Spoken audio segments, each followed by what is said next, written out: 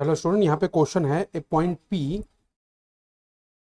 जिसके coordinate r√3, 0, 0 दिए हुए हैं. It lies on the axis of a ring of mass m, capital M and radius capital R. The ring is located on yz plane with its centre at origin O. अब इतना diagram यहाँ पे बना लेते हैं. देखो मैंने already लिया हुआ है. यहाँ पे ये हो गया y एक्सिस, ठीक है, ये हो गया आपका z एक्सिस और ये हो गया आपका x एक्सिस. पार्टिकल कहाँ पे रखा है? यहाँ पे कहीं पे रखा है ना. और ये जो x कोऑर्डिनेट है ये r√3 है, यानी कि ये जो लेंथ हो जाएगी ये r√3 हो जाएगी. ये बात क्लियर है आपको? ठीक है. इस पॉइंट को मैं आई लेता हूँ क्योंकि इनिशियली यहाँ पे पार्टिकल रखा हुआ है. ठीक है. स्मॉल पार्टिकल, क्वेश्चन पढ़ते हैं. Small particle of mass m starts from p, ठीक है ना. पॉइंट p दिया हुआ है, ठीक है, चलो पॉइंट p लिख लेते हैं उसको, जैसे क्वेश्चन में दिया वैसा लिख लेते हैं. इसको मैं लिखता हूँ point p. Small particle of mass m start from p and reaches o, that is centre, है ना. ये ओरिजिन भी है और ये जो आपने जो रिंग ली है उसका सेंटर भी है ना. और रिंग का भी यहाँ पे लिख देते हैं mass capital M, radius capital R. ठीक है. चलिए, ऑब्वियसली इस पार्टिकल को रिंग के सेंटर की तरफ अट्रैक्टिव फोर्स मिलेगा, वो ऐसे ऐसे मूव करेगी और यहाँ पे आके रिंग आ जाएगी. यहाँ पे आके रुकेगी नहीं क्योंकि उसको वेलोसिटी ऑलरेडी मिल चुकी होगी, बट फिर भी इसको हम फाइनल पोजिशन कंसिडर कर रहे हैं.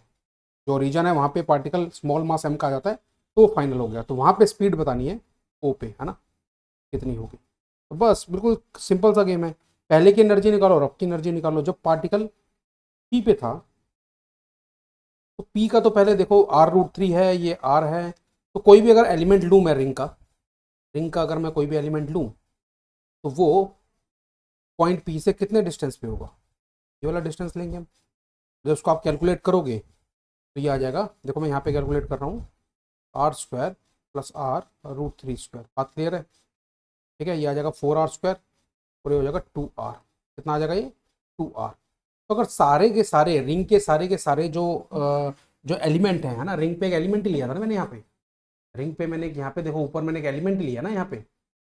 अगर इसी तरीके से मैं सारे के सारे एलिमेंट देखूँ, यहाँ पे सारे के सारे एलिमेंट देखूँ तो सारे 2r डिस्टेंस पे होंगे. देखो अब नीचे में एक एलिमेंट ले लेता हूँ मैं, है ना. ये भी कितने पे होगा? ये भी 2r पे होगा ना. इसका भी जो डिस्टेंस है पॉइंट पी से 2r पे होगा. तो मैं अगर पॉइंट पी पे पोटेंशियल निकालूं, मैं क्या करता हूँ, पॉइंट पी पे रिंग के एलिमेंट्स के कारण या रिंग के जो मास है m उसके कारण मैं अगर निकालूं पोटेंशियल तो वो क्या आने वाली है देखते हैं उसको. वीपी इक्वल टू क्या आएगी वो? -g into g/2r. और टोटल मास समेशन कर देंगे किसका? रिंग के टोटल मास का, क्योंकि सारे के सारे मास रिंग के अगर छोटे छोटे एलिमेंट लेता हूँ, ठीक, तो सारे के सारे किस पे आएंगे?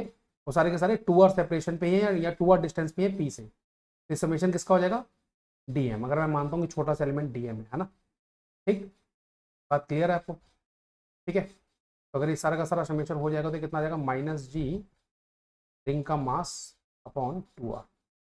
ये पी पॉइंट पे पोटेंशियल आ रही है रिंग के कारण. रिंग के कारण सेंटर पे कितनी पोटेंशियल बन रही होगी? वो बिल्कुल सिंपल है.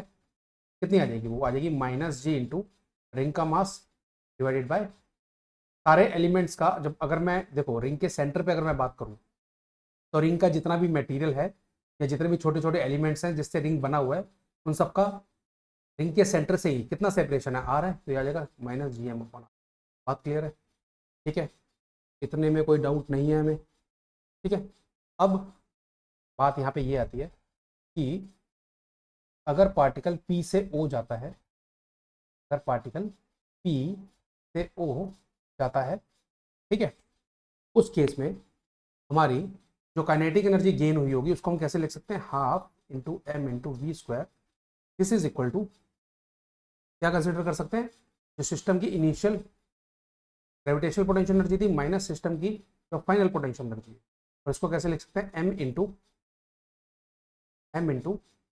vp minus v0.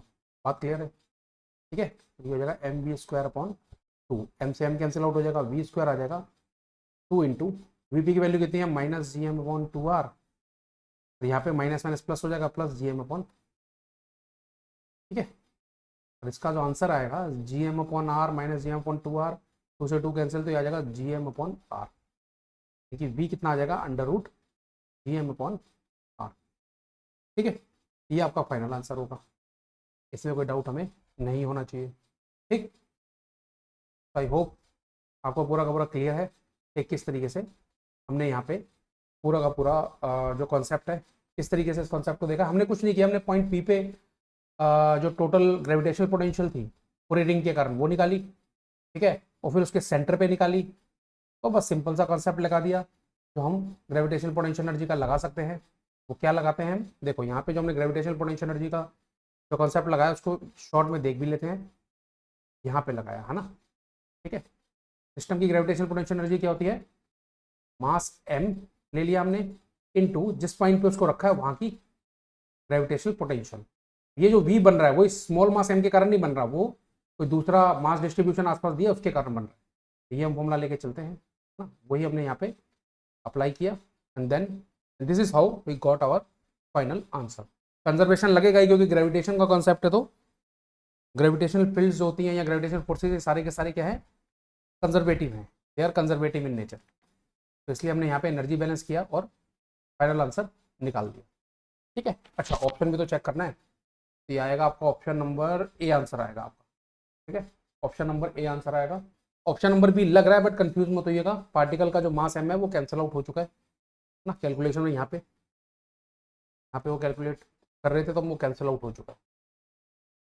I hope the concept, the explanation, calculation, everything is clear to you. Thank you very much.